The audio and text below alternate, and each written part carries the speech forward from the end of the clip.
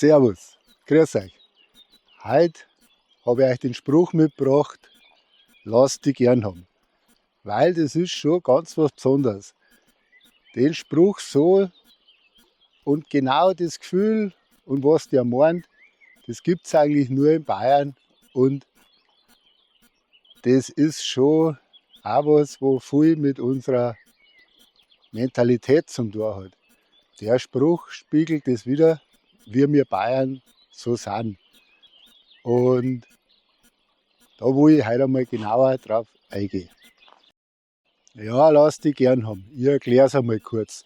Das bedeutet praktisch so viel, wie lass jetzt gut sein, aber gleichzeitig auch, du kannst mir am Arsch lecken. Das ist so eine Redewendung, die beides aussagt und die eigentlich schon für den Charakter von uns Bayern auch speziell steht. Ein Bayer, der ist cool und der hat ein dickes Fell.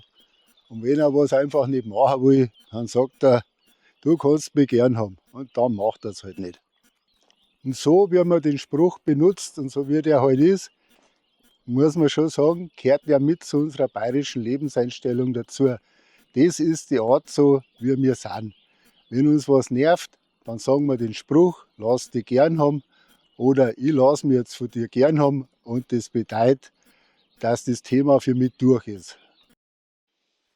Ja, ich sag's euch, der, wo das bayerische Lebensgefühl in sich tragt und der, wo sowas verinnerlicht, wie lass dich gern haben und das zur richtigen Zeit benutzt, der braucht keinen Psychologen. Der ist mit sich selber im Reinen.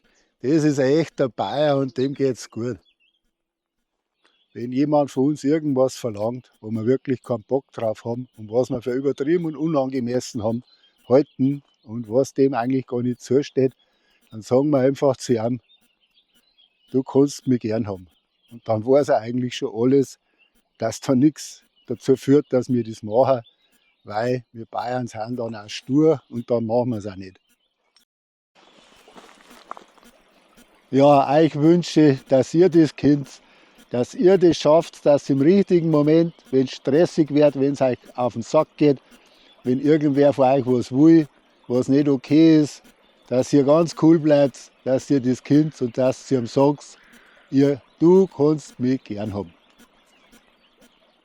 Also, ich kann euch bloß sagen, seid stolz drauf, dass ihr Bayern seid, seid stolz drauf auf unsere Kultur und auf die Art, wie wir sind. Und wenn zu euch einer kommt, der wo irgendwas von euch will, das euch eigentlich gar nicht passt und das ihr nicht machen wollt und wo ihr auch keinen Sinn drin seht, dann sagt einfach zu ihm, du kannst mich gern haben. Danke.